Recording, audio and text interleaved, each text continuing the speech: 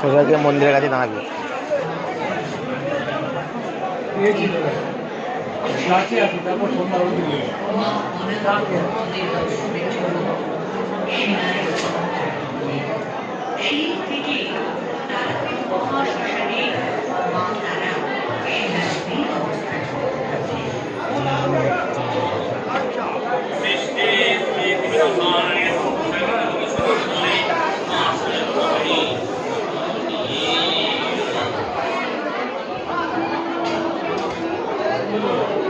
হাজার হাজার বছর মহাশ্মশানে শিলারূপে অবস্থান করার পর সাধারণ মানুষের মধ্যে পুজো পাওয়ার ইচ্ছা প্রকাশ করলেন মা স্বয়ং।